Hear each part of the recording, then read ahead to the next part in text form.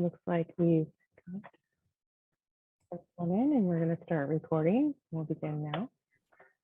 Hello and good evening, everyone. We're giving people a couple minutes here to get logged in. I think we might have some in the waiting room that are coming in now. We'd like to welcome you to the first in the series of Housing Element and Housing Action Plan workshops for the City of Stockton. This workshop tonight will focus primarily on potential housing sites for future housing development. If we could go to the first slide, please. Yes. My name is Cynthia Marsh. I'm a senior planner with the City of Stockton's Community Development Department. I will be moderating the chat. If you have a little link on the bottom that says chat, if you would like to post messages in the chat, we will save those to the end for answering. And you can send them directly to me or post them in the general chat. Presenting tonight from the City of Stockton is Senior Planner Tristan Osborne. And with our consultant team, PlaceWorks, we have Nicole West, who will be presenting. Maria Ceja will be operating our polling.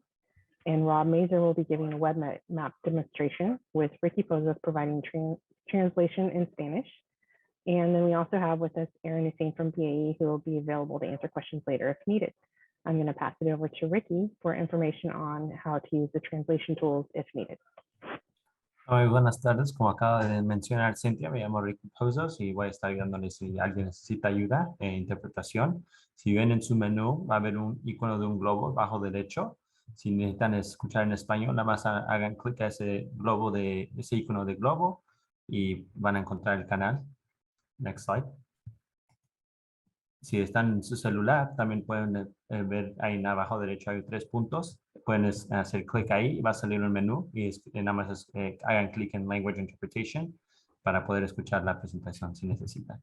Y también les pido de favor si alguien necesita que me mande un chat para poder saber que alguien va a necesitar ayuda. Gracias. Go ahead, Cynthia.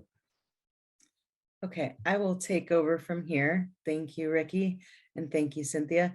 I'm Nicole West with PlaceWorks, and I'm really glad everybody was able to join us tonight. A couple more slides that show the Zoom meeting controls in case you are new to Zoom. When we get to the part at the end where we're doing questions and answer and discussion, we will unmute you. We'll give you the ability to unmute yourself. And then in the lower left-hand corner, if you're on a computer, you can see the little microphone icon and you can mute and unmute yourself at that point. And then there's other controls there for turning your video on and off or changing your audio source. In the upper right corner, you can change the view to see either participants or the screen that we're sharing. And we recommend you look at it in full screen. There's also, as Cynthia mentioned, the chat feature. If you would like to submit any comments and questions, if they're in English, chat them to Cynthia Marsh. And then if they're in Spanish, send them to Ricky Pozos. And then I'll show those same things on a tablet or smartphone. You can mute and unmute yourself later. You can turn your camera on and off. You can swipe to change your view. And you can submit comments and questions by going to those 3 little dots and clicking there for more, and then clicking chat at that point. Okay, with that out of the way, I will give you a brief introduction to what we're talking about today.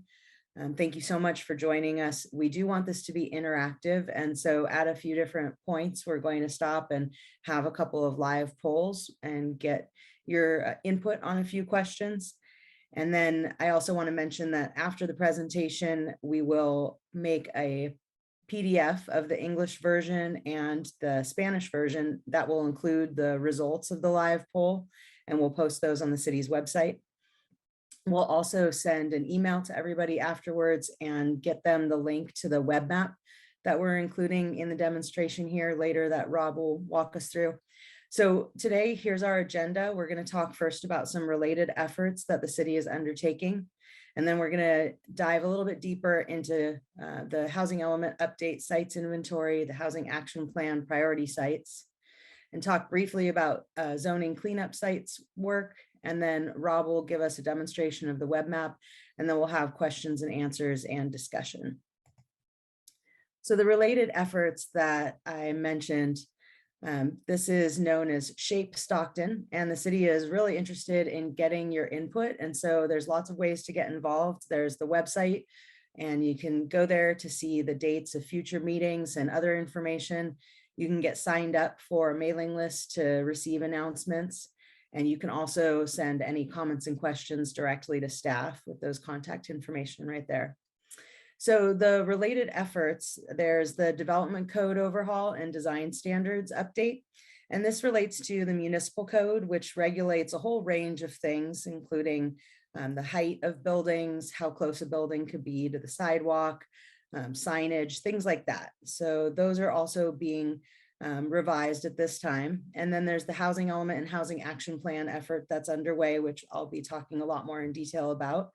And then the neighborhood action plans are going to piggyback on the housing plans and focus in on 3 specific neighborhoods to make sure that housing is facilitated in those neighborhoods in particular. And that's the South Airport Way corridor, the Little Manila Gleason Park area, and the Cabral, East Cabral neighborhood.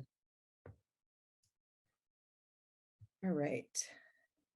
So today we're talking about planning for housing, and there's these 2 efforts that are very closely related, but they are distinct.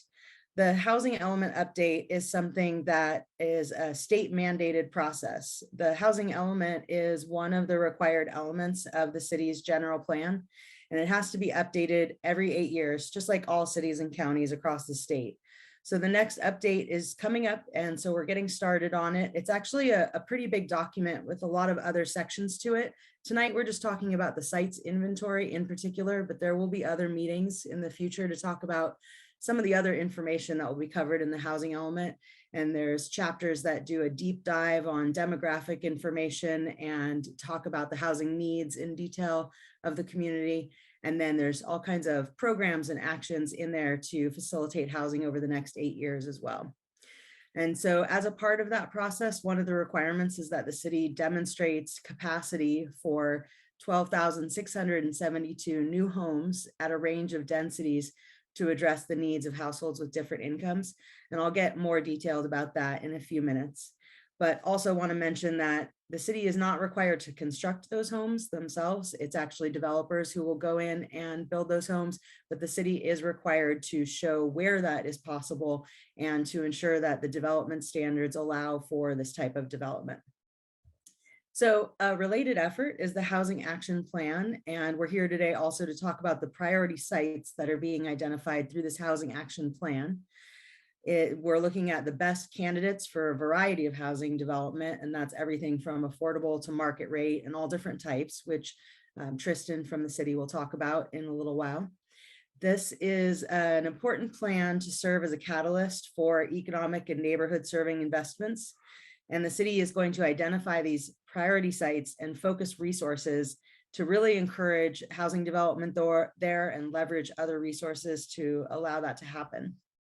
So as I mentioned, we want to hear from you and we want this to be interactive. And so I'm going to hand it off right now to Maria to help us out with the first of the live polls. Hello, everyone. So I'm going to launch the first poll. So as you can interact with the poll that's now on your window, I just wanted to read out loud the question to you all. Which housing groups do you think Stockton need to focus on and provide housing for? So the options are households with children K through 12, people who work in Stockton, homeless or recently homeless individuals, low-income households, seniors that are in independent living and seniors that live in assisted living situations, persons with disabilities, first-time home buyers, students, and young professionals. So if you can please take the time to participate in this poll, it is appreciated. Thank you.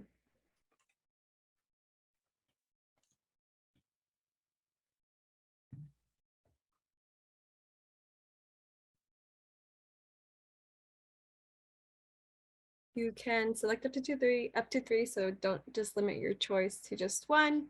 Also, the results are anonymous, so Yeah. feel free to share your opinions. Yes. Thanks, Nicole.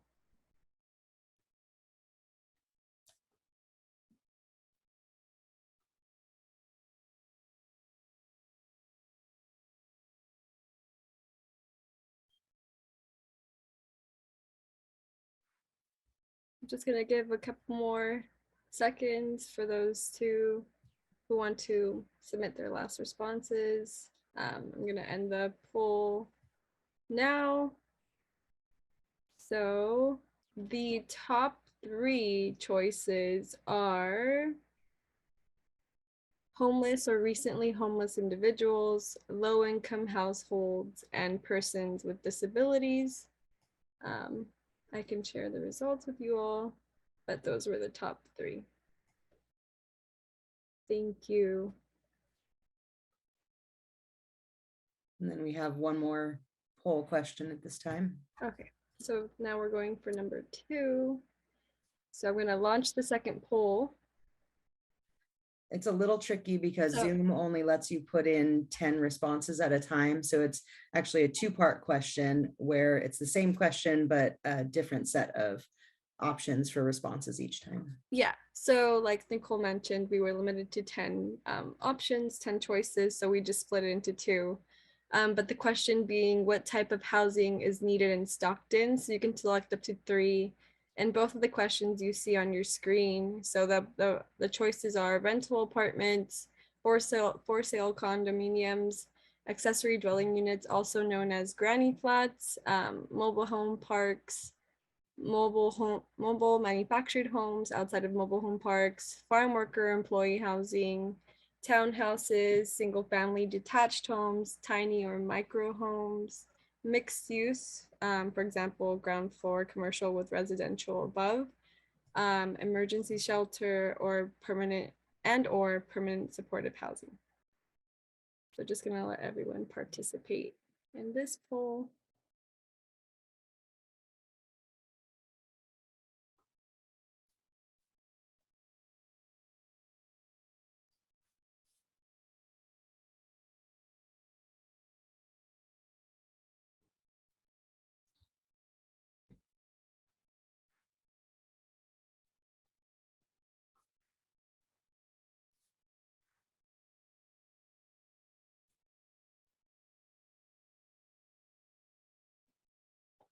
Okay, just a few more seconds.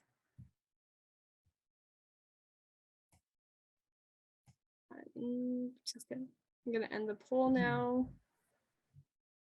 So the top 3 results for from all of the choices are, so the first one being mixed use, the second one being rental apartments, and the third choice is permanent supportive housing. So I'm gonna briefly share the results with you all so you can see what everybody selected. And I'm going to now stop sharing the results.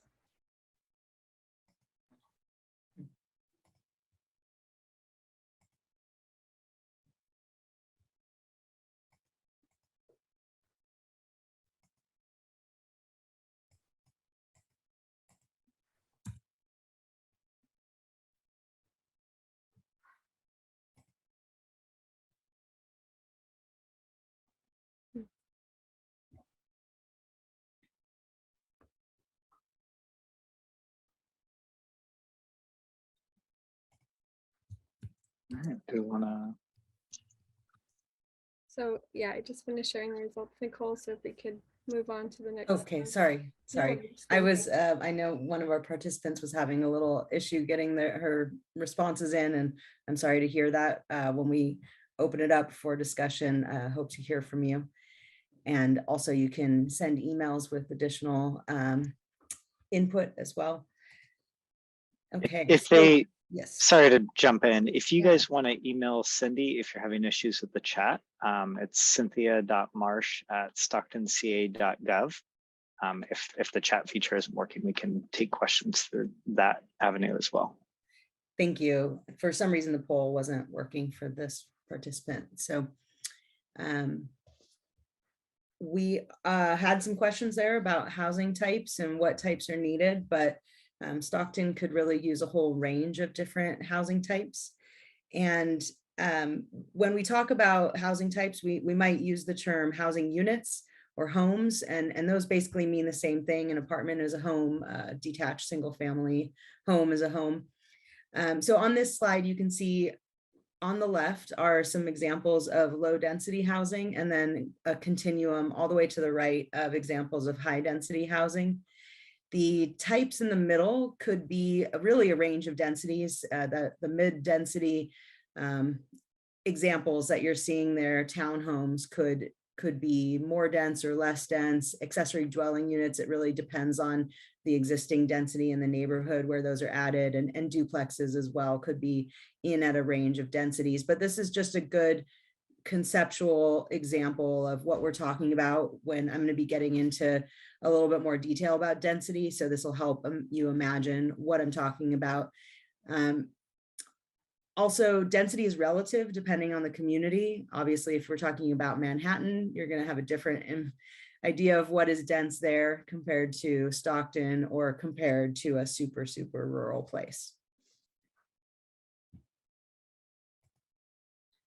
Okay, so as I mentioned earlier, the state mandates this housing element update process, and they come up with a certain number of units that they think are needed statewide over the next 8 years.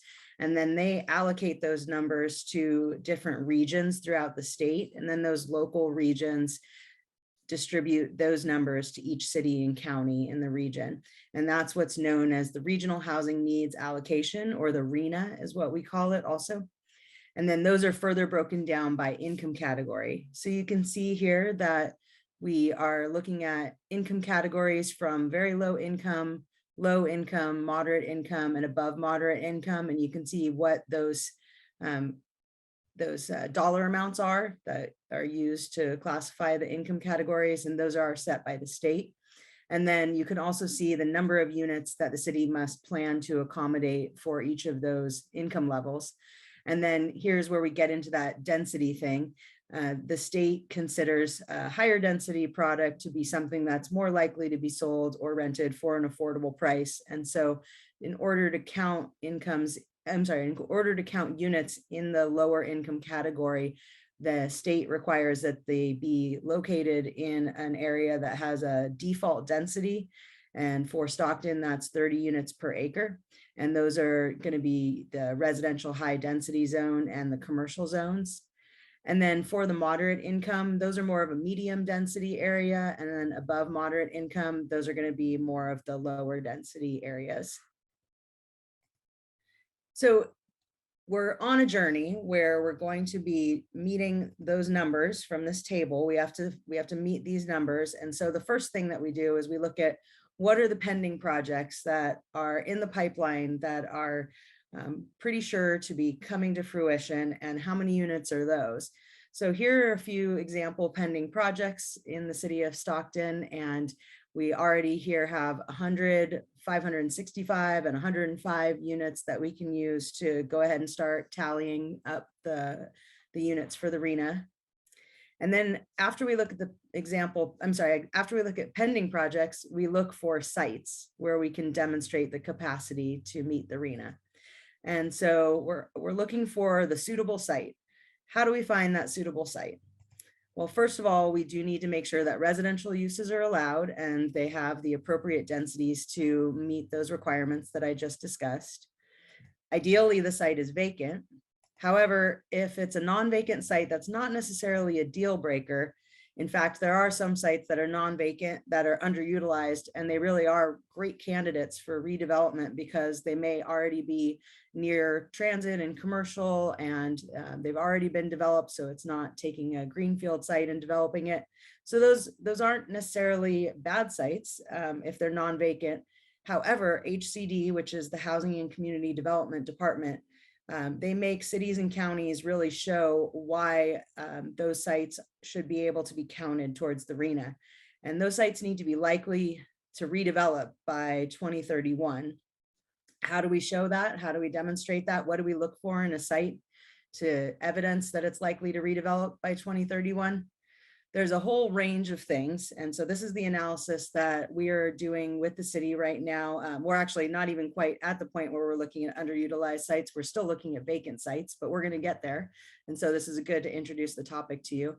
So if there's owner interest in redeveloping, or say there's smaller lots or adjacent lots, but they're under common ownership, if there's a building that's past its useful lifespan, or there's a large site with maybe just one building, or a building itself that's very spread out, that's where the low floor area ratio concept comes in. If we're talking about a really prime piece of real estate and you have a building that's not as valuable as the other buildings around, maybe that's an incentive for an owner to want to do something different with the site. And then if there are current uses that we know are moving somewhere else because that business is wanting to relocate, that could be a prime site for redevelopment. And then there's all these other factors that come into play when we're on this journey of looking at site suitability.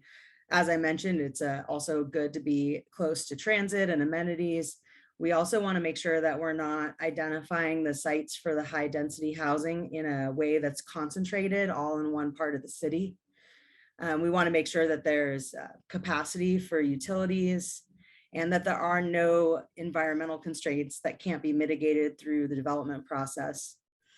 HCD also encourages cities and counties to look at sites of a certain size that are most suitable for housing that is most likely to be affordable. The high density sites should really be between a ½ acre and 10 acres to get into that sweet spot of what works well for developers.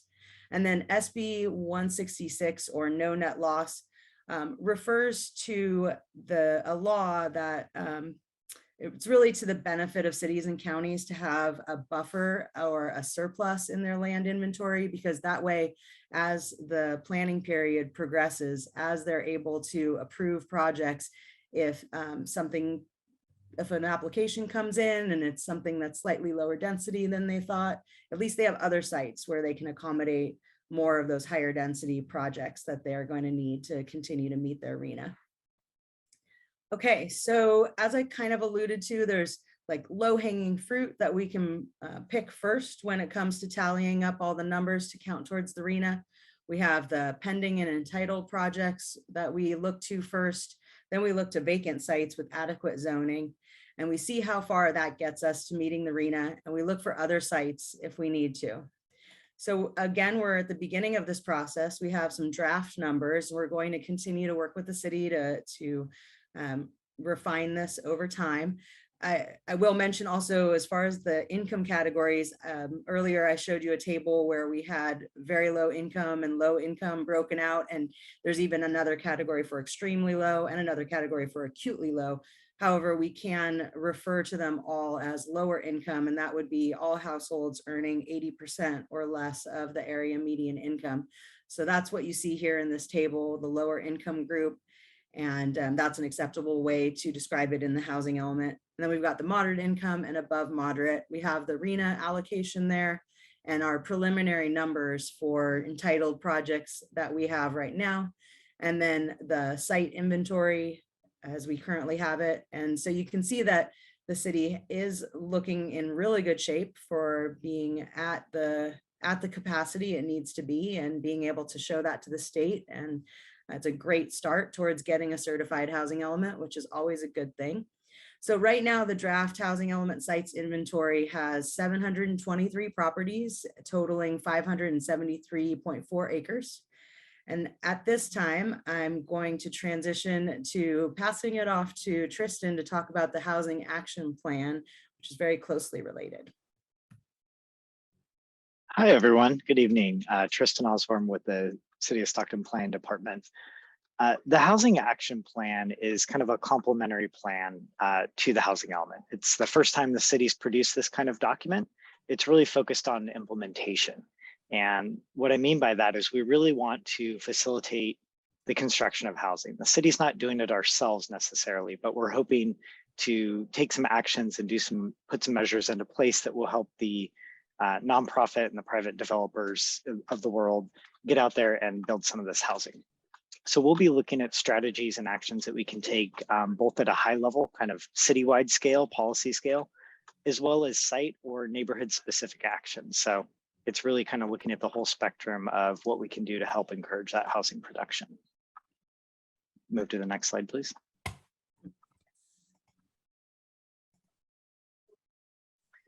So it's still in progress. You know, we're at the onset of these projects. We're starting to develop them, do our research and our background, that sort of thing. So we don't exactly know what these tools will be in our toolkit. That's called the Housing Action Plan. But we do know that we want to take a look at current market conditions, kind of the financial constraints and barriers to housing production. We want to look at policies that we have in place here at the city, and as well as our regional and state policies, figure out, you know, how we can take those policies and how can we improve them? How can we roll out better policies or function in a different way where we are utilizing the policies to help housing production rather than to hinder it. We're also looking at figuring out which sites in the city are most well suited for housing. We'll get into that in another slide. And looking at an implementation matrix. And what that really is looking at is identifying funding sources and figuring out how to tie those funding sources to housing sites, housing production. So figuring out what we need to do to help bring in some money to our local community for that development. Next slide. So here's our priority site selection criteria. And it's kind of a 4-stage process. We started with this is for the housing action plan, remember, separate from the housing element, but we did start with the same pool of sites as the housing element. So we start with these vacant sites that are zoned for housing. And after that, stage 2 in the orange, which is where we're at today, we're looking at opportunity sites. And these are sites that, you know, they might have some potential, you know, they might have some of the right pieces in place, but we need to dig in further. Once we get to the focus sites in blue, you know, probably in the next couple months, that's when we really start digging in. And those sites that make it to that level are really, they're prime sites for housing. Those are ones we want to go out there and we want to advertise. We want to market these sites to the development community and say, hey, look, we've done our due diligence, we've done our research. This is where housing can go and can be built quickly here in Stockton. And then going one other level beyond that are priority sites. And that's really where, if we have any sort of resources here at the city in terms of if we're able to help leverage on grant applications or, you know, staff research, that kind of thing, if we have any sort of resources, that those priority sites are really where we want to focus at, because those are the cream of the crop, if you will. Those are the most likely sites in the city to develop quickly into housing. If you could go to the next slide, please. So again, to kind of go through our criteria and how we're getting to these sites and which ones get identified at the end of the day, which is very much in flux. Again, we've taken an initial cut at this, but it's very much in development. We're at the onset of these projects. So stage 1, vacant sites. Stage 2, we really just took those and looked at which ones are near transit and which ones are, according to Cal Enviroscreen, which ones are disadvantaged. And the rationale behind that is because there's a lot of state funding for housing, and almost all of these programs have scoring criteria that benefits sites or locations, properties that are near transit, you know, generally a half mile or closer, and are in disadvantaged communities because the state has mandates and policies to funnel additional money into those areas to help revitalize them. So generally that's going to be in more of the inner parts of the city, the inner core urban areas. As we get into stage 3 and stage 4, where we identify the prime sites for housing, we're looking at all sorts of criteria, you know, things such as whether they're owned by a city or a public agency, if they have an opportunity score for TCAC, which is an affordable housing funding program, grant program, what their densities look like, what the lot sizes are. So a lot of different criteria we can look at, but we're hoping that you guys can give us some insight into what we should be looking at. So we have a third poll that will help give us a sense of what criteria should we be looking at as a city when we're developing those stage 3 and stage 4 sites. So I'm going to launch the third poll. And it's the same kind of style that we had in the previous poll, that they had to be split into 2 different questions, but they're the same question. It just, Zoom doesn't allow more than 10 choices, and there were more than 10 choices. So I'm going to launch the poll now. I'm going to read the question is to decide which sites are priorities for housing development. What criteria is most important to you? So the criteria is can accommodate many new homes, affordable homes would be included, development could proceed relatively quickly, shovel ready to develop, infill site in older area, sites distributed in various locations citywide, sites in specific neighborhoods, to decide which sites are, same question, access to transit, access to parks/bike and pedestrian paths, access to jobs, access to grocery stores, restaurants, and shopping, distanced from pollution sources and undesirable locations, utilities that are readily available, and sites that just prevent displacement. So select up to 3 of all of the choices that are listed here in both questions.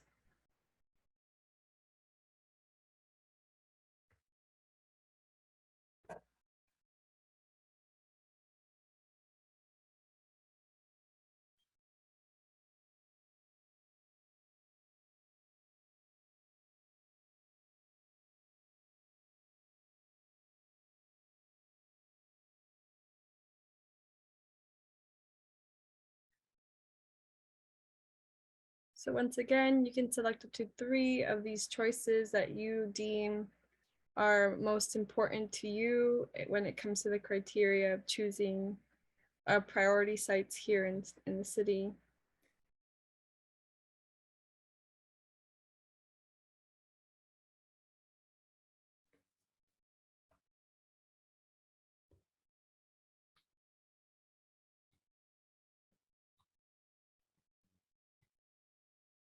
So I'm gonna close the poll in a few seconds. If you haven't participated and want to participate,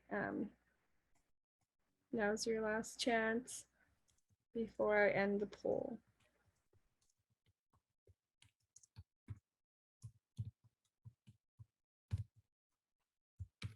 Okay, I'm gonna end the poll now. And the top 3 results are, so the first being affordable homes being included, which is number 1. There is access to transit and access to grocery stores, restaurants, and shopping. I'm gonna briefly share the results with you all.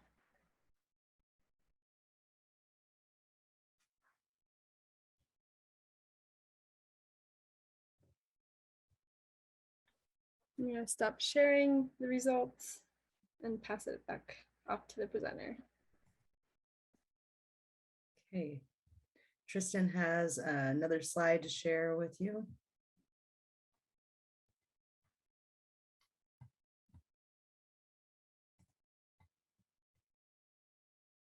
You're muted, Tristan. You would think after 2.5 years or whatever it's been, sorry about that. We have a third project that's a lot smaller in terms of the level of effort. It's not as applicable to many people as these citywide efforts, but it's a zoning cleanup sites. And these are really administrative cleanups, pretty minor for select few parcels throughout the city. Most of them are split zone sites, which are essentially you have a property that ends up with 2 different zoning designations. So it might be partially zoned for housing and partially zoned for industrial. And that doesn't make a lot of sense from a planning perspective. So we're going through and cleaning up this stuff. So you'll see that during Rob's live demo of the mapping tool. That will kind of be a third category of sites that you can look at if you're curious. But again, they won't apply to most people here. Okay, great. I'm going to stop sharing then so that Rob can show us the web map.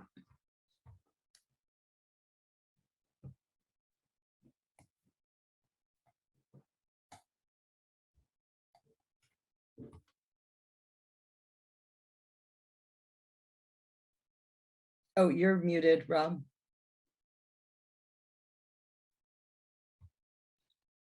Oh, hey, everyone. So is everyone able to see my screen now?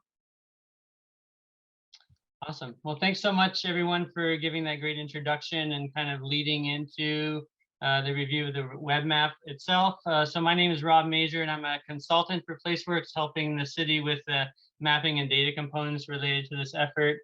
And this, just to know, this web map will be available via the project website, and also a packet that goes out to everyone that's registered, all registered attendees. And also at the end of this, I'll place a link to this web map in the chat when I am all said and done. So I want to note that these instructions that you're seeing here come up every time this is open. So if you, the first time you open it, you'll see it, but then anytime you come back to it, it'll also be there to help you and guide you through the various steps to access the tools and what's available here. And I encourage you all to, you know, after this meeting, to kind of dig in and see what's available here. So I'll be going through the various capabilities here just to kind of show you. And after I'm done with this overview, I will do a live demo to show you a few sites and just show you how the tool works. So to go over these instructions here, there's in the bottom left-hand or right-hand corner, you can turn various layers on and off. And these are the layers that we just talked about, the zoning cleanup sites, the arena inventory sites, opportunity sites. There is a legend here that also shows you how those features are displayed on the map. There's information here regarding those properties that you'll see in this section. And then there's an area that you can search for a property by APN, assessor APN, or address. So I'll click here and go through these. So another thing to note is that depending on what zoom level your browser is set to, you will see that this will appear slightly different. So if I zoom out a bit, you see more components. Sometimes people's browsers are set way zoomed in. So you can use the control and plus and minus on your keyboard to kind of zoom to the extent that works best for you. So that's a good rule of thumb there. So to toggle layers on and off, the first one here you see is the arena, the housing inventory sites. Those are in red, and these all correspond to what was shown in the presentation for stage 1 and stage 2. So you can these red colors are stage 1, the housing element sites. The opportunity sites are in orange. That and most opportunity sites are also arena sites, but not always. And then there's also these zoning cleanup sites that Tristan mentioned. So there's the capability to turn these on and off, like I said. And also you can see as I turn them on and off, you can see the change in the legend here. And then let's search for a property here by address. So I'm going to search for 411 South Stanislaus. And you can see as I start to type different items and I have different options here. If you hit enter, it'll automatically just take the top one, or you can select the one that best meets your needs as you start typing. But I'm going to click on this, and this will then zoom me to the site and give you some details on that site itself. So you can see the address, you can see the APN number, and you can also see there's this title here that says this is arena inventory site and an opportunity site. So that heading there tells you the various components that make up that, because these do overlap one another in a lot of cases. So that's one way to search for sites, by address. So you can also search by APN. So let's see, I'll do that. So 1, 5, 3, 0, 1, 3. And you can see that there's something that you can either hit enter on your keyboard or tap it. Either way will take you to it. And once you do this, this is a good example of a site that meets all 3 criteria. It is a zoning cleanup site. It is also an opportunity site, and it is arena inventory site. So there's that. So you can look at and search for sites that way. Or you can actually click on the map. So you can see here to mention some details here. So this site, it has the APN number, and it has the current general plan designation, the current zoning, and it also has the proposed change for land use and proposed change for zoning. So there's that information is available to you as well. And in addition to searching, via the search bar, you can actually click on sites in the map itself too. So you can see this site is just a arena inventory site. It does not overlay with any other features. And if we click on some other sites here, if you click on this in particular, this one is just a zoning cleanup site. And for zoning cleanup sites, they always have details on what the proposed zoning and proposed land use is for these sites. So I think that pretty much gives you a gist of what's available. We tried to make it as user-friendly as possible.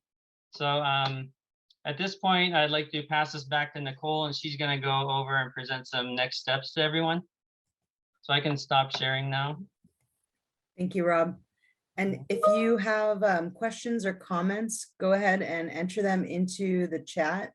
And then we're almost to the point where we're gonna talk about questions and have some good discussion. Okay, so next steps. We really are right at the beginning of this process, where we'll be working over the course of the next couple of years to update the housing element and develop the housing action plan. We'll be doing inventory and assessment for both of those efforts, and we'll be doing more workshops.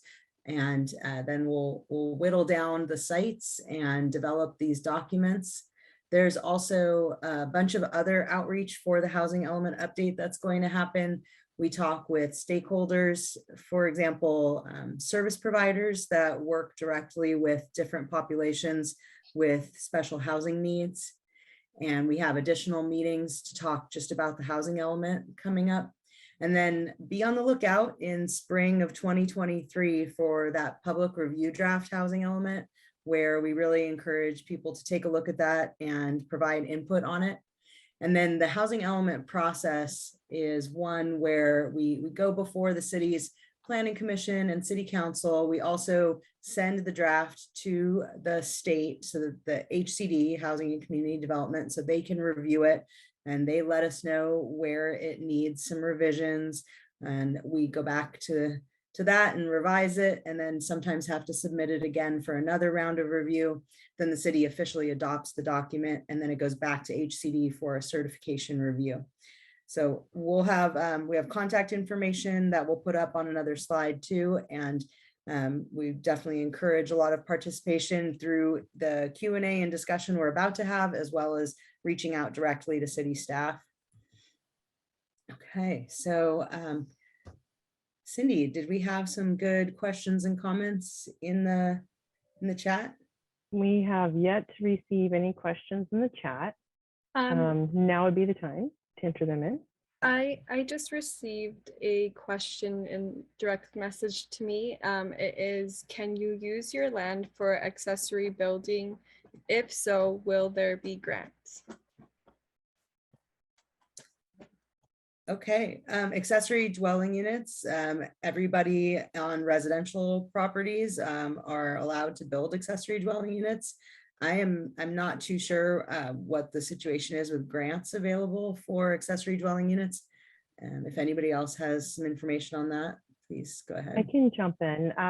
The city of Stockton allows both accessory dwelling units and junior accessory dwelling units. So you can, we exceed state law, and we adopted an ordinance. So the minimum requirement, right, is 1 accessory dwelling unit per parcel. So if you have a single family home or duplex, or even some smaller multifamilies, you could potentially do 1 ADU and 1 JADU. At this time, we do not have any grants available at the city level.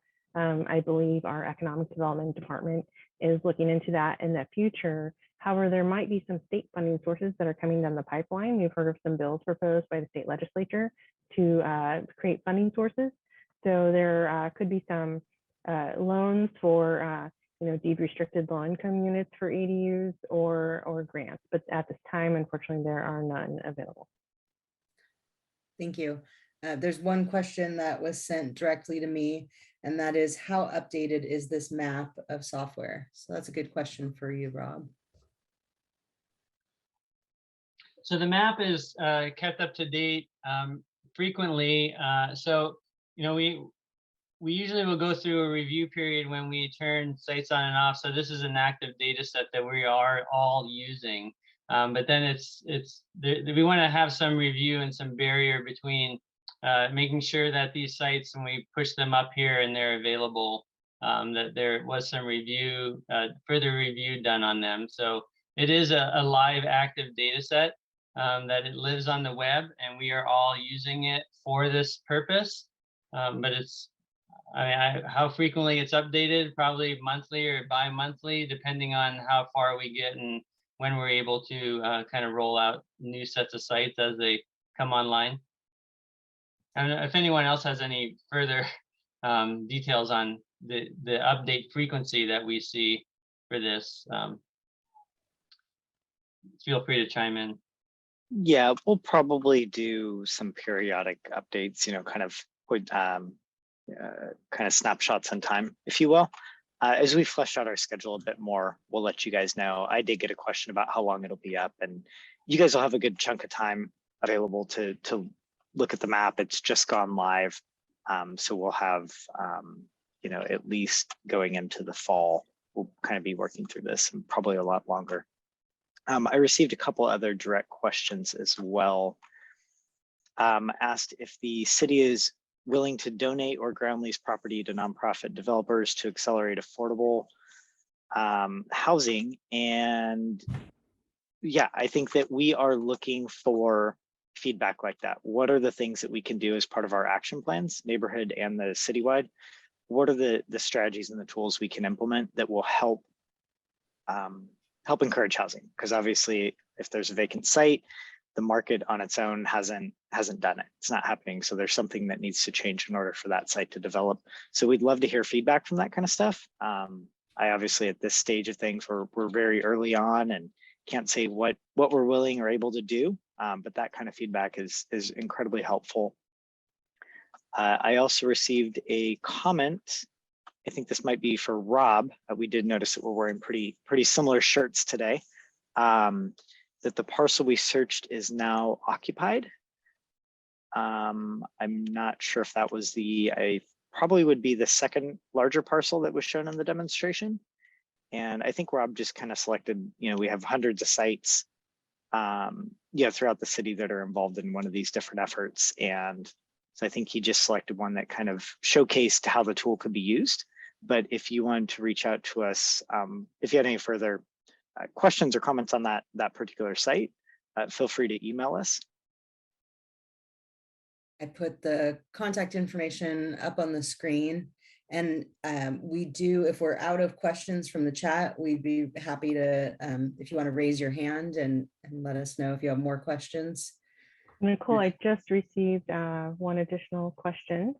It was about how the city intends to implement affirmatively furthering fair housing with the housing element. Yes. I can say a little bit. Assembly Bill AB 686 was adopted by the state legislature in 2018, which expanded the fair housing requirements outlined by the Fair Employment and Housing Act, or otherwise known as FEHA. And AB 686 protects the requirement to affirmatively further fair housing within California state law, and it's over and above federal requirements that are generally administered by HUD. That AB 686, that law, caused some changes to be made and required within housing element law that went into effect in 2021. So we will be under those new requirements, and some of those requirements include an analysis of affirmatively furthering fair housing under AB 686, including analysis of racially concentrated areas of influence and assessment of fair housing components of the housing element. We'll analyze patterns and trends on the regional level and the local level. If Nicole might have anything to add to that, I would welcome any other thoughts. Sure, that was absolutely a great description of how we go about addressing the new requirements for housing elements. So first, it's analysis. Like Cynthia said, we look at the regional level and the local level, and there's a whole set of factors or indicators that get at the issues of fair housing. And we look at the concentrations of different protected classes or different incomes. We look at segregation and integration. We look at the availability of transit and education and environmental quality. I'm sure there's a few more that I'm forgetting. It's a really long, robust list of factors and criteria. And Rob even could potentially chime in with more, because we do this in a very sophisticated way where we take all this data and put it in a GIS environment, and we make maps and show tables and describe the trends at the regional and local level. And then once we get that housing element sites inventory, we look at those factors and how they relate to the sites. And we make sure that when we're picking sites, we are not exacerbating any existing issues. And in fact, what we're doing is helping to alleviate any fair housing concerns. And then there's also the whole programs, the implementation programs chapter, where any fair housing issues that have been identified are going to be addressed by different programs. And some of those might be, for example, encouraging landlords to accept housing choice vouchers or Section 8 vouchers in areas of higher income or high resources, as just one example. And then there's a whole suite of other approaches that are used to address the specific fair housing factors and issues that we identify during the analysis.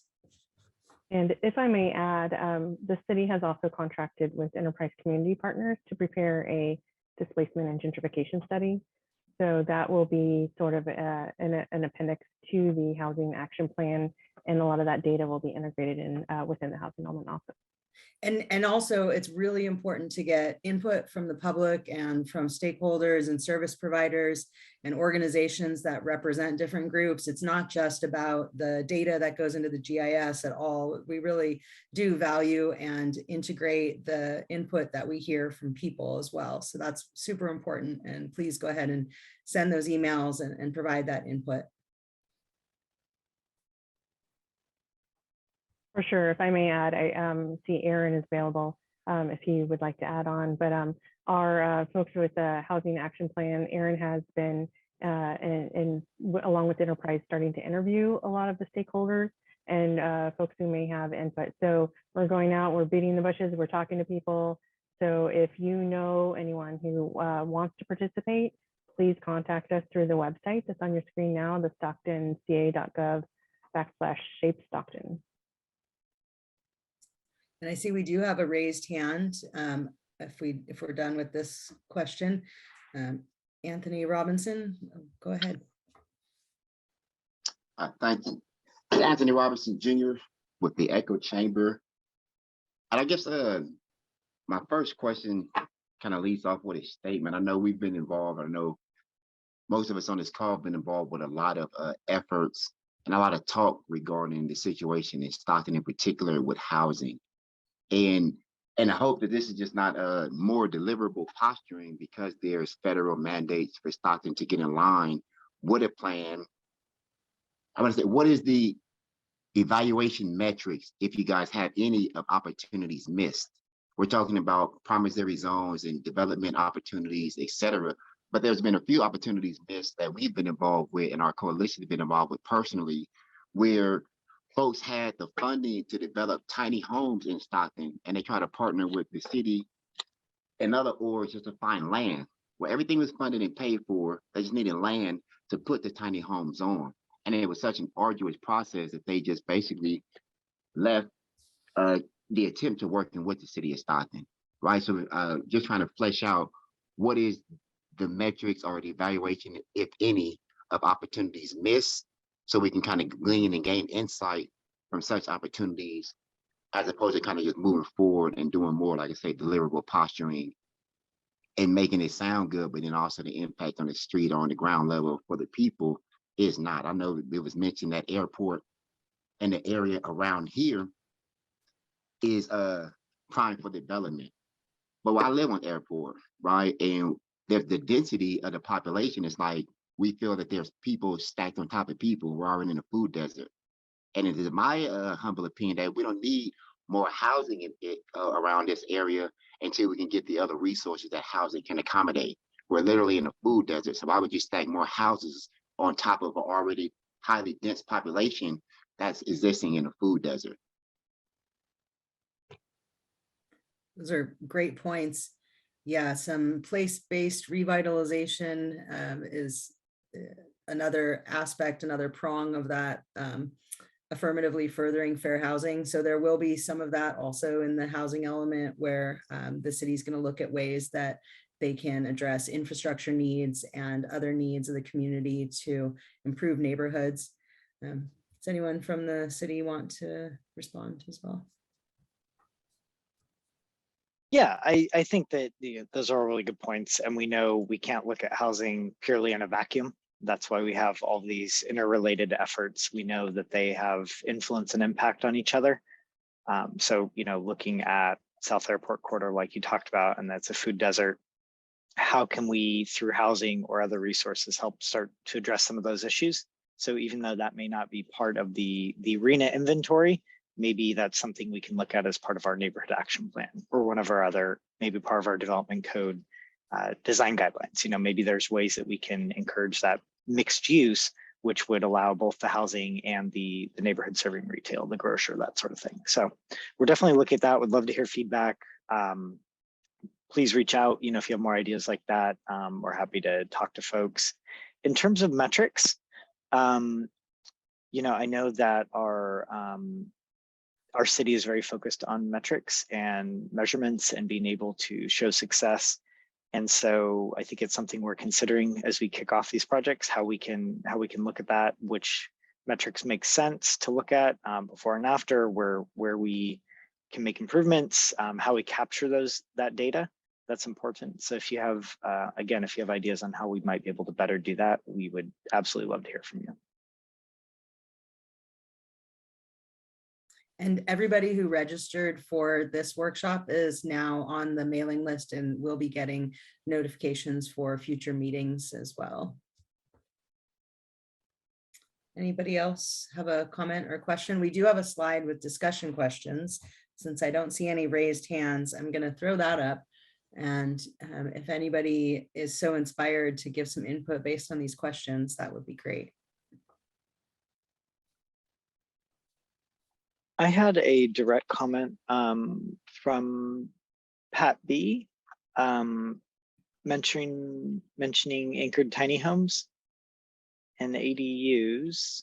I wasn't sure if that was just a link you wanted to share for our research, or if you had anything else. I think your hand was up earlier, so if you wanted to say anything else on that topic.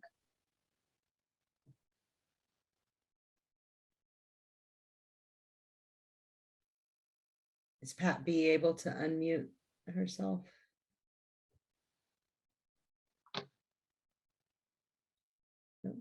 Oh, there you go. Now you can. No, I just wanted to share those. Just some of the stuff that I was shared with because I was thinking about ADUs for my yard. And so I wanted to share that. Great. Well, thanks so much. I appreciate that.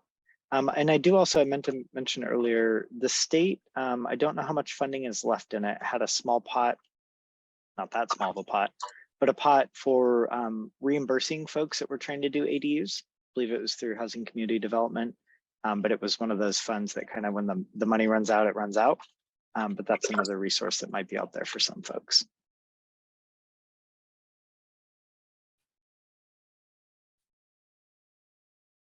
Can okay, I'd like to ask a question. So you guys had mentioned some AD that is something, but I had heard that the state of California passed, you can have up to 4 ADUs in your property. I think you Anybody may know about that? Go ahead, Tristan. That's probably SB 9, which allows, and there's folks more well-versed in housing than I am, but would allow up to 4 units on your property. Through SB 9, you're allowed to do duplexes in traditionally single family areas, and you're also allowed to do a lot split. So taking your property and splitting it into 2. So you could essentially split your property into 2 and then do a duplex on either, or a single family and an ADU. Is that correct, Cindy? That's correct. There are some requirements that the property owner must live in one of the homes, and there's some deed restriction requirements. But for specifically the city of Stockton, we do allow duplexes in our RL zone, which is single family zoning, and we allow an ADU with a JADU. So we already allow 4 units on one single family parcel. So theoretically, if you had a parcel that met the size requirements and the setbacks, and it's in a single family zone, today you could develop a duplex plus an ADU plus a JADU. So you can already get to 4 units without using SB9. The benefit really of SB9 is the ministerial ability to split a parcel without having to go through any kind of extra process. So there are some tools available. Go ahead. Oh, Maria. Is there, Cynthia, is there any way to get your information to contact your what department? Yeah, I will post it into the chat box. I've already got my email in there, and I will repost it, and I'll drop it in there in just a moment. Thanks.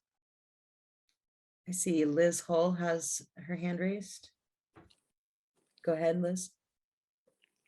Yes, hello, everybody. My name is Liz Hull, as you know, and I just want to make a comment. My husband is working on developing an ADU, did a lot split in an ADU, and first of all, the plans that the city has for those ADUs, that is a revolutionary idea, a really good idea. I'd like to see more of that available for people to have plans already available through the city. I think it stops a lot of confusion and a lot of time that gets consumed at the architectural committee reviews. Like for instance, the architectural review committee did not like the color that we picked for the exterior of the ADU. And so we would have painted it any color of the rainbow. It didn't matter to us. If it mattered to you, the city, just let us know. Give us an opportunity to call you the next day and say, okay, what about this one? Or do you have a list that or can, as long as we match, 4 out of 4 houses on the block, the similar color or earth tone, or, however criteria you want to do it, some kind of a response back and solution would have been very helpful. That one question slowed us down by 5 months because the architectural review committee did not meet the next go around. So we had to wait for the next go around just to resubmit another color. And as my point is, the color wasn't important to us, it was important to you. So you could have picked lime green and we would have painted it that. So it would be nicer to have more input on that. And then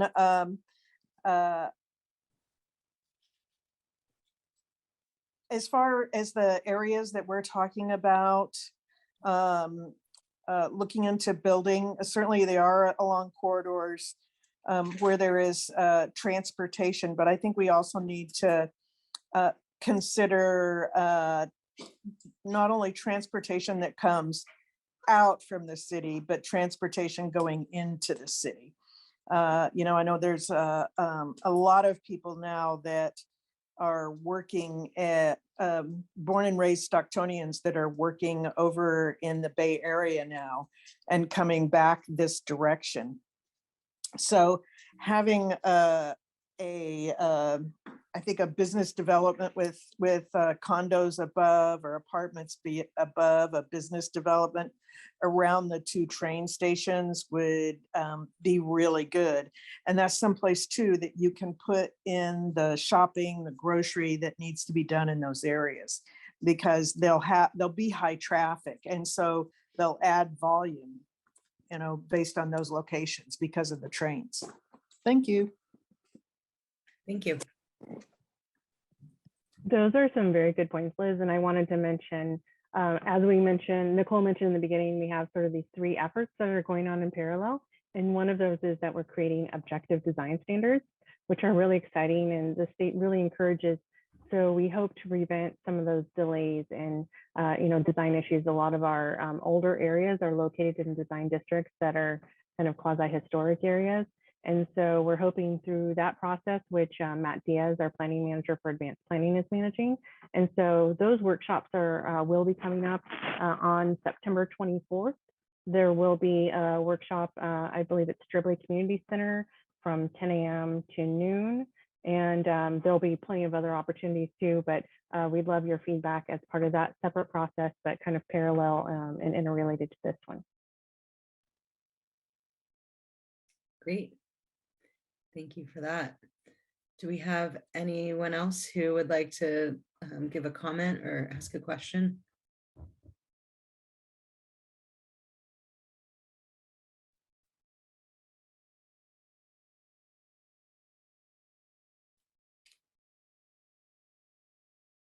All right, doesn't sound like it. So unless city staff, if you have anything else to add, sounds like we're about wrapped up here. I just dropped the next two upcoming workshops in the chat. That one I just mentioned, that's on September 24th, Saturday, that deals with design standards, and that will be at Stribley Community Center. And then the next one for the housing element, housing action plan, will be October 19th, and it will be in person, and that will be held at Van Buskirk Community Center from 5 p.m. to 7 p.m. So we hope you can join us in the future, and we loved your feedback. Visit our website. Again, that's stocktonca.gov/shape-stockton, and feel free to contact us with any questions. If we can't answer them, we'll try to find the right people for you. Do you have anything to add, Tristan? Yeah, just want to let you guys know, technically, I think our workshop goes till 6:30 or 7. So a few of us will be hanging out, once we get through all the Q&A. So if you guys have want to look at Rob's map and you have any follow-up questions, we will be here. Just like if we had an in-person forum, we can keep the doors open for people like Kendra, who's entering now. So yeah, we'll still be here if you guys have more questions. So don't feel like we're kicking you off.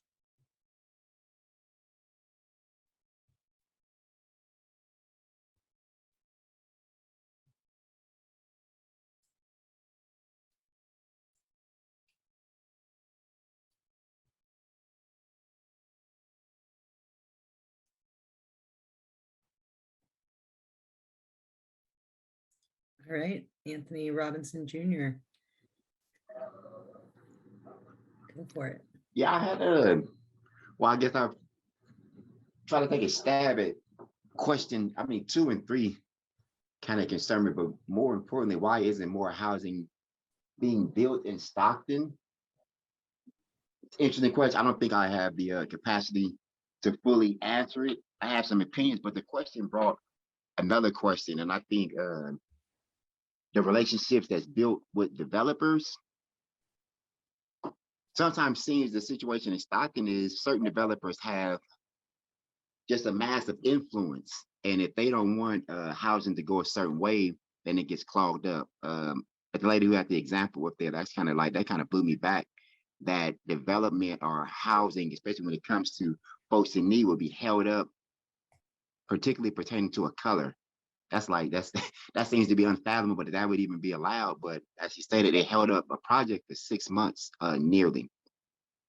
So my question is, what is the city looking to do, or has the city even considered, or even the consultants for the city of Stockton consider really leveraging developers' influence and trying to mitigate it somewhat so it's not so overwhelming in regards to the people, right? It shouldn't be where developers have so much power where if they don't want a project somewhere, though it's needed, it doesn't get built. Where it's like, how does developers' feedback as well as the people's feedbacks and need kind of co-align, right? Or is the city even working on such relationships, right? I know we talked about really Section 8 with a long waiting list.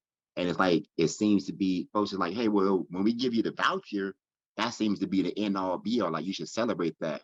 But what we're finding is there's thousands of Stocktonians out here with vouchers, right? And they have to still go try to work, keep a job, deal with rent burden, right? 60% for 40%. And a lot of the vouchers expire. So when I raised that question about, do we evaluate or create a metrics of missed opportunities, sometimes to follow or circle back on opportunities, but for the most part to glean insight before moving forward, right? If we're not really doing that, then some of those opportunities come back and we trip over ourselves to a certain extent. So like that was my question, inspired by the questions 2 and 3. What's preventing the types of housing you like to see from being built? And like I say, I don't think I had the capacity to particularly answer it, especially with some expertise, but the question seems to beg another question. If that's the case, what is the influence of developers and how do we kind of mitigate it to where the influence is more helpful than not to get housing for the people that need it? Because it seems like developers don't necessarily need the housing, right? And that's why a lot of those projects are not shovel ready, or they're kind of slow to actualize. But the people that really need the housing, they seem to have no input, right? And assessing to their experience, because there's a power struggle there. Sure, I definitely appreciate the sentiment. You know I've worked on and off in Stockton for a long time, and I've seen some of what you're talking about over the years. I will say, from the city standpoint, we are, there's a lot of new folks over here in the community development department. We're doing our best to kind of reconnect with our communities, build that trust again, start to bridge that gap. We got away from that for a long time, I think, and COVID didn't help. It makes it hard for us as city staff to connect with our community members more. And so through some of these efforts, events like tonight, some of our neighborhood planning work, we're really trying to get out into the communities and hear from folks what's going on, why, what are the housing needs, what are the neighborhood needs, how do we start being more responsive and more in tune with the localized issues going on, as opposed to being influenced by kind of larger macro level influences. And so I think that hopefully over time you folks will be able to see that we're trying to do a better job of that. We're trying to have authentic, engaging conversations with people, so that we can do a better job as city staff. Getting back to the metrics again, yeah, if you have thoughts on tangible ways that we can look at those metrics, to figure out what those missed opportunities are and how we can maybe catch them on the second go around, I would love to hear it. Not my strong suit, the metrics thing. So if you have thoughts on that, would love to take a look at them. I think we have a couple more hands up. Nicole, I didn't catch who's next in queue. And I'll just add one little thing on that now, based on recent changes to the law, landlords have to accept vouchers. They can't discriminate on source of income. And there is a movement across the state to educate landlords, and cities and counties are starting to develop educational materials to really get that message out. So I expect that'll be one of the programs in the housing element, and we can hopefully make an impact that way.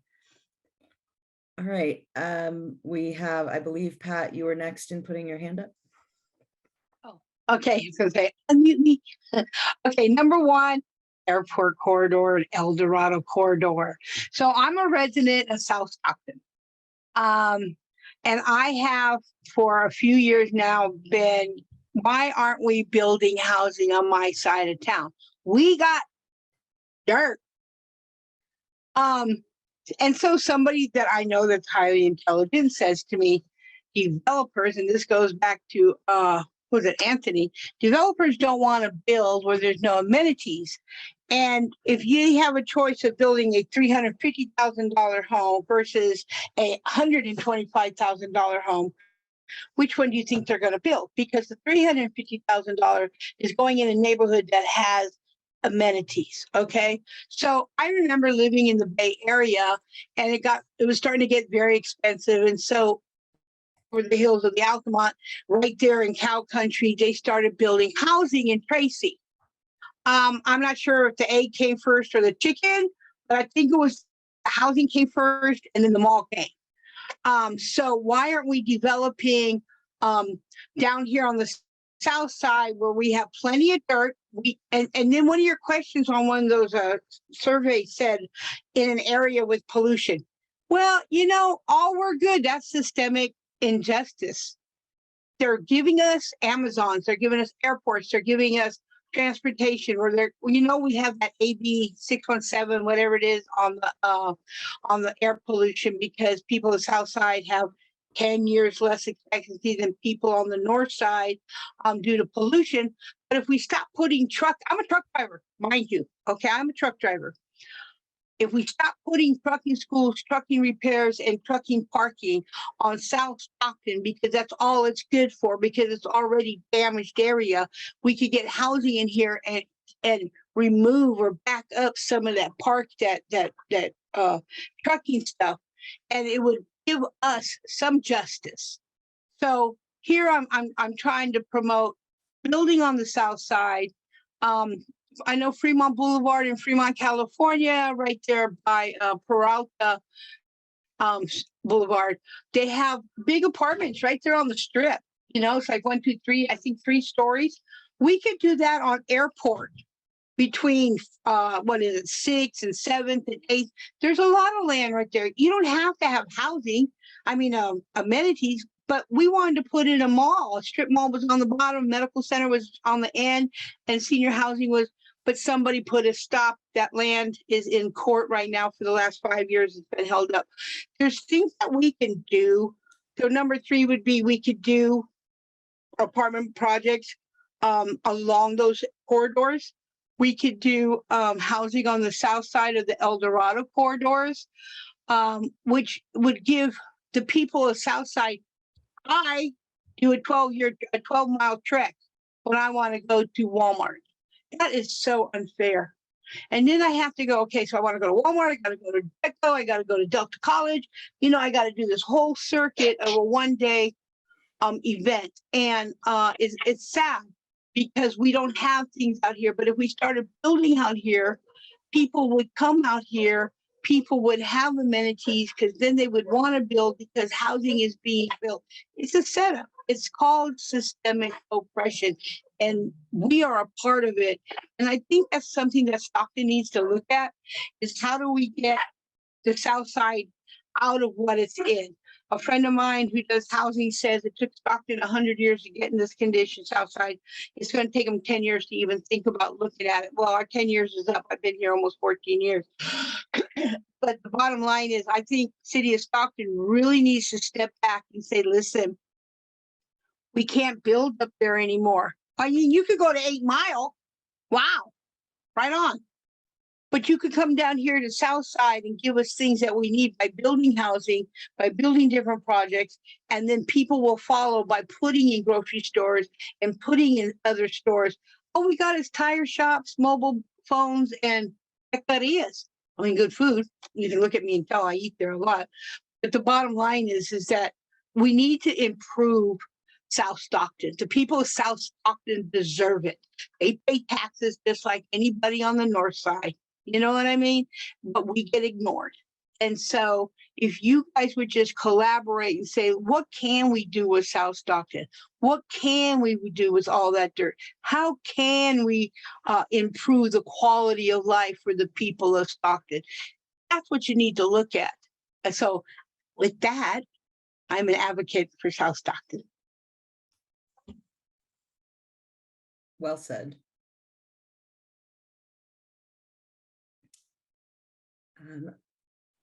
Liz Hull, you had your hand up next. Yes. I'm gonna turn my video on. I don't know if you can see me or not. Can't really tell. But Okay, let's see. First, well, I'll start with last first. Pat.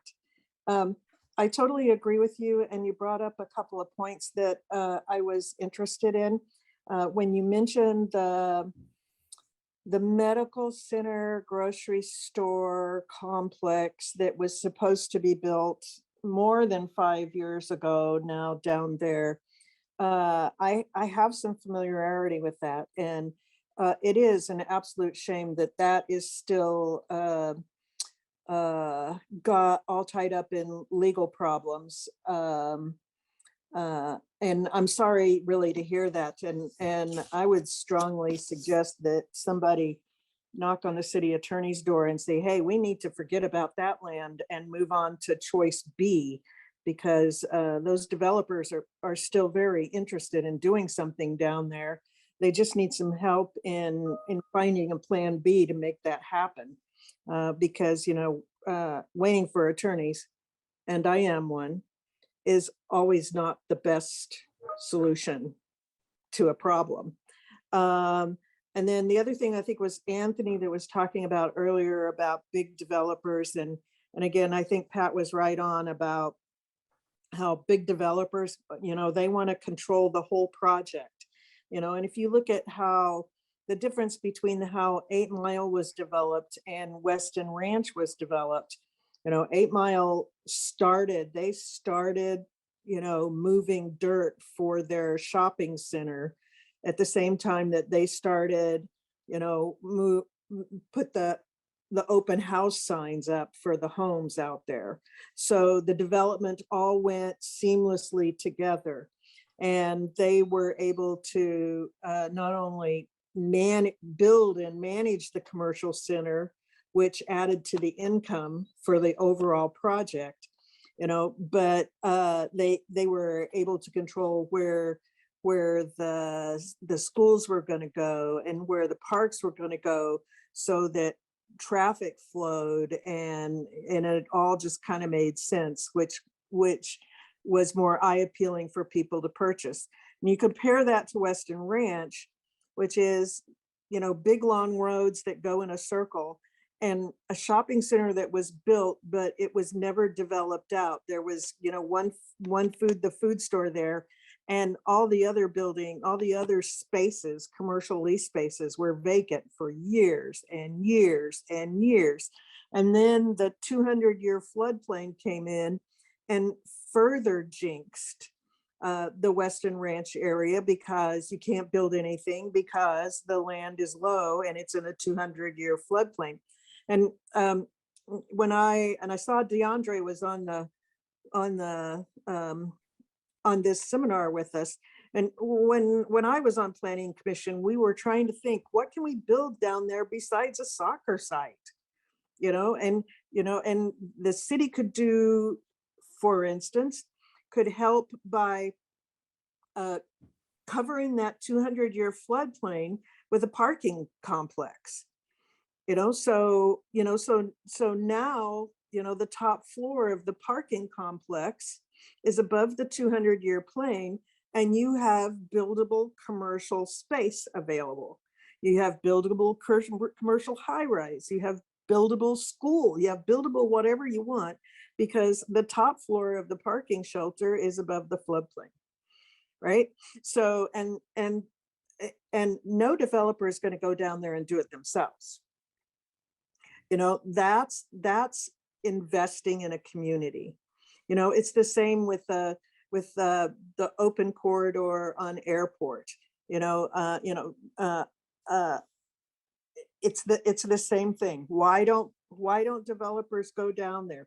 Because they think that people are not going to buy down there. They're not going to pay a higher price. But there are good subdivisions on the south side that have been built that prove that you can get whatever price you build for on the south side, right? So that it's in a sense, it's a marketing issue, but more than that, it's a pushback issue from the city. When people come in and say, no, we don't want to look at that lot, you have to prove it up. You have to say, well, you might want to look at that lot because this, and this is making it happen down there. So it can go, you know? I think some of it is selling our asset at the same time, because there is purchasing power on the south side, you know, and I think the final thing to say is that there are some great community groups that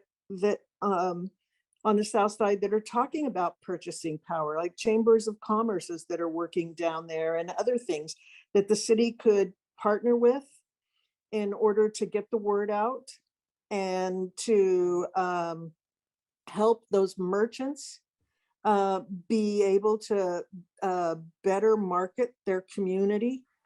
And you know, a lot of times all that is resources and interconnectivity and maps that you guys can throw up that can help, you know, a community develop. So those are my ideas. Thank you. Thank you, Liz. DeAndre has their hand raised, so please go ahead. Hello, can you hear me? Yes. Okay, perfect. So first, thank you for this workshop. It was great information and insight. And I do wholeheartedly agree with what Ms. Hall has just said, and I was just going to actually build on that and what Pat had said earlier in regards to South Stockton.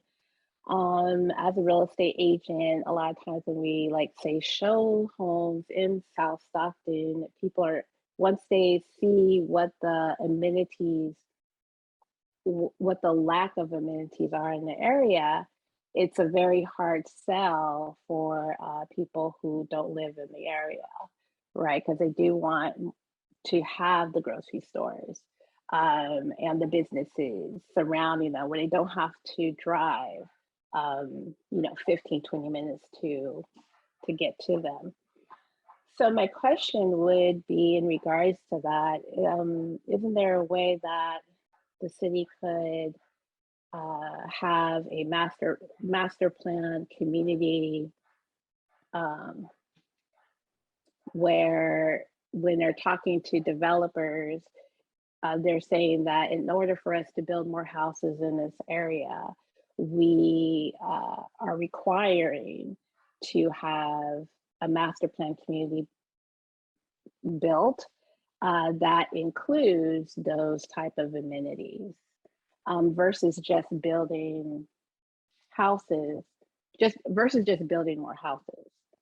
So that was my first question in regards to that.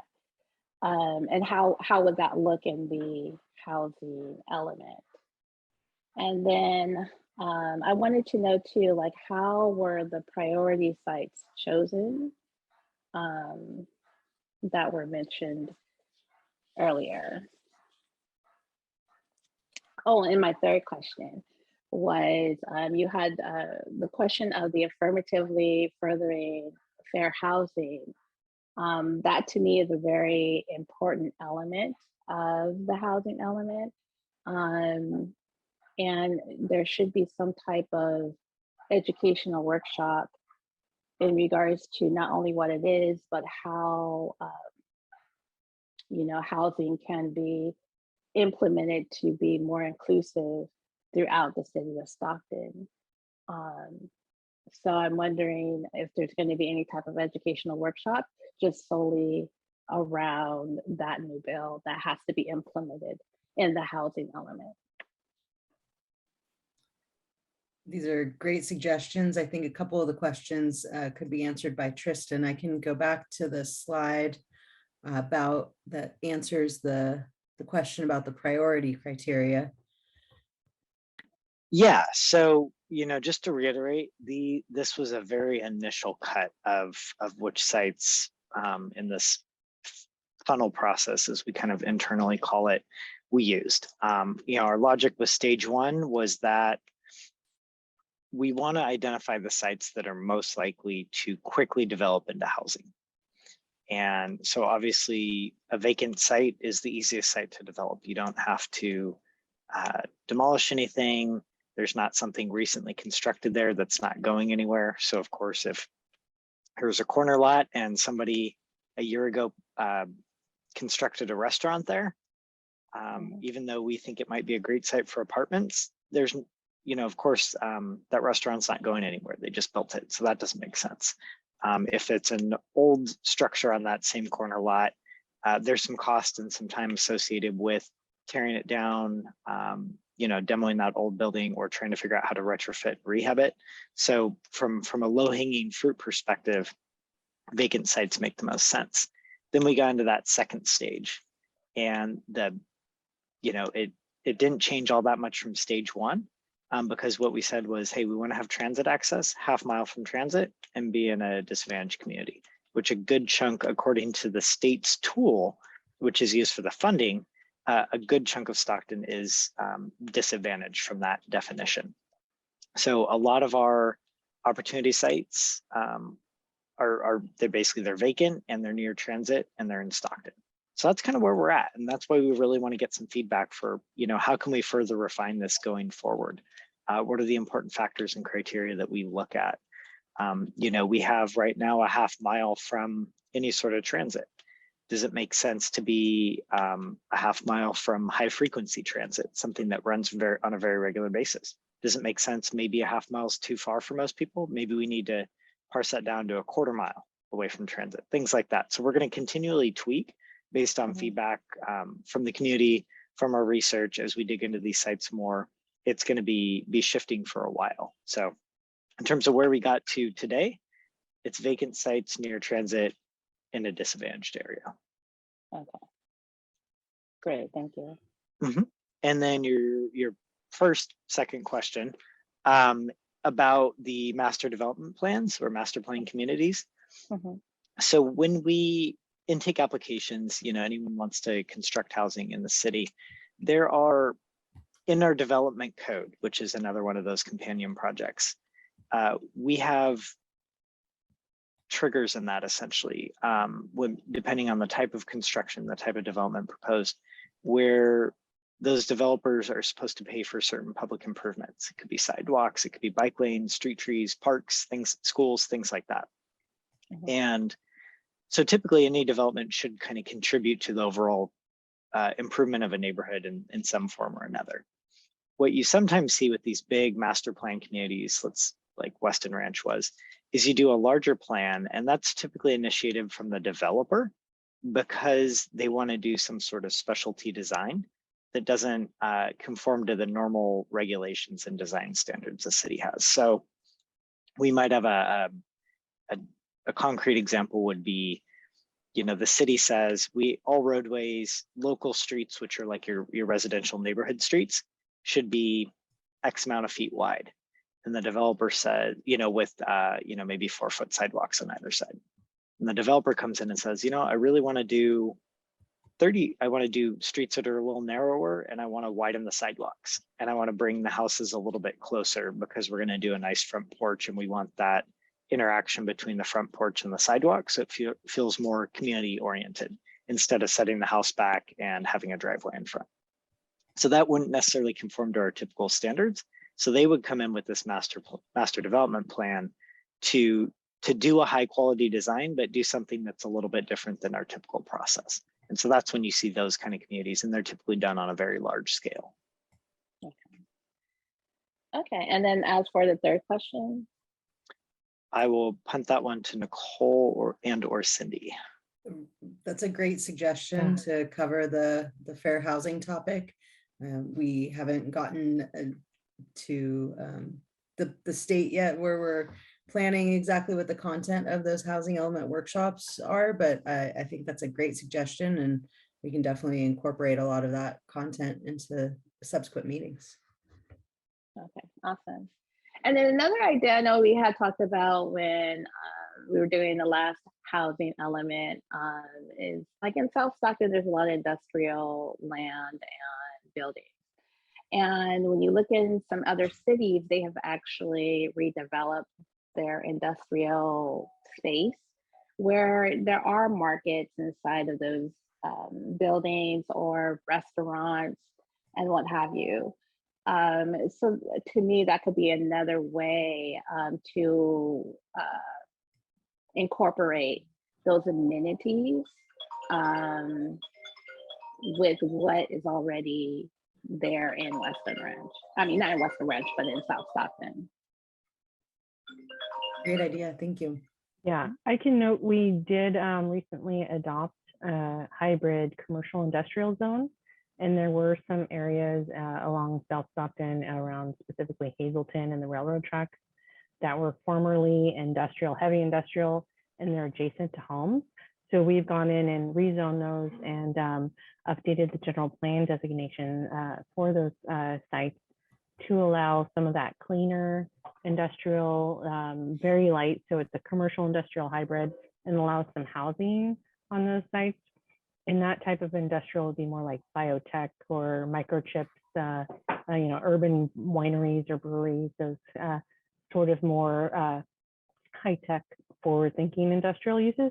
That would be a buffer between the housing that's there in these historic neighborhoods and the heavier industrial.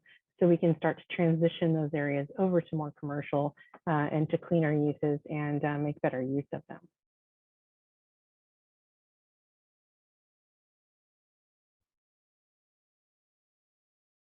Pat has their hand raised again, so go ahead. You just raised a flag on me. So when you said brewery, see, all of a sudden I'm thinking, oh, we got enough liquor stores down this side of town. We don't need any breweries. But knowing how Lodi is and all, the folks, breweries would do great on the north side. I can see them having their get-togethers and having their little, cheese and crackers and wine. I can see those on the north side. But breweries on the south side, oh, that's like putting cannabis clubs down here. It's like we need to improve the quality of life down here, not to limit it. I'm sorry, I really need to advocate for this side of town. When I look at the folks down here, breweries, I just don't see a brewery down here on this side of town. Even Hazleton, that's this side of town. I'd love to see it up there in Spanos, though.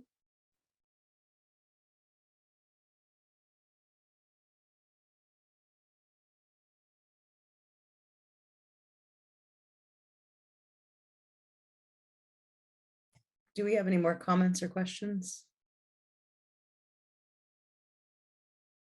All right, Anthony Robinson Jr., please go ahead.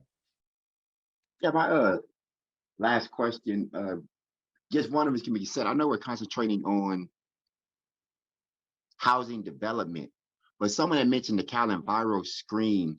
And an interesting thing about the Cal Enviro screen, particularly in the areas near Hazleton, cross central downtown, coming up to Airport Corridor in South Stockton, as much as the population is a food desert and having all type of strife and pollution and different densities as well, but there's also a heavy concentration of Black home ownership and people of color ownership.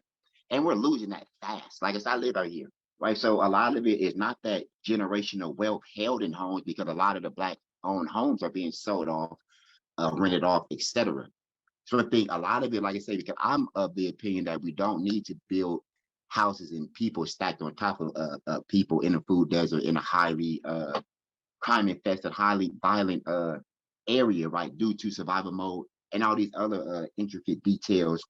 But we do need to have some assistance on now the I guess the smaller concentration of Black families that do own their home. How do they keep that, right? Because the thing is, we're talking about housing seemingly in a vacuum, although we don't intend to, right? The child that doesn't grow up in a home is very challenging. It's very difficult for that child to grow up and become a homeowner, right? Because there's no example in the experience. There's no motivation. There's no inspiration like, oh, I can do such, right? And I think that's also part of the issue and part of the problem. So when we relate to, and I thought that was interesting when I was studying the Cal Enviro screen, highest rates of illiteracy in these areas, high rates of pollution, high rates of unemployment, etc. And then at the same contrast, at least for Stockton, some of the highest concentrations of where we own our homes, right? So it's important to the conversation when we're talking about housing and development, right? Building on top of buildings, which is essential, but also how do we sustain and retain what we already have? And how does the city and consultants assist the people in regards to that? Thank you. Great questions, great comment.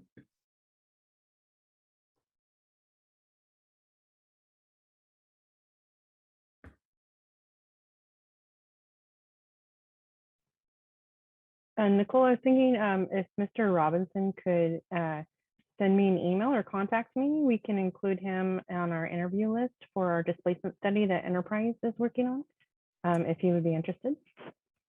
That's a great idea. Really starting to unpack what those factors are is the first step, and then they can be addressed.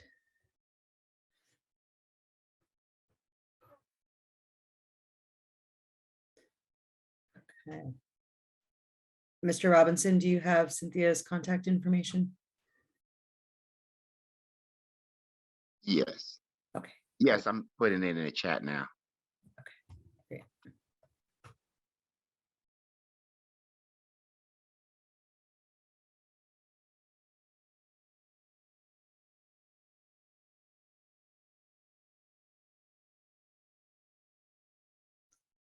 Any other comments or questions?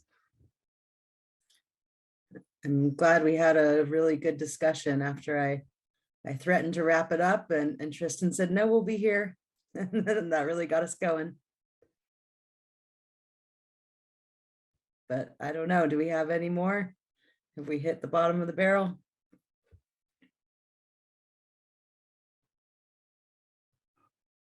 I think we can and thank everyone for participating tonight. I know it's tough to take time out of your already long days, and we appreciate you being engaged with the city. We're hoping to do more of this kind of stuff.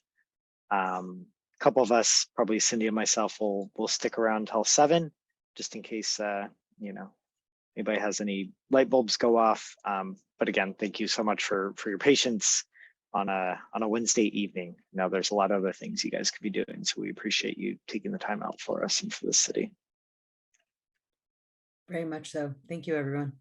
Yeah, thank you.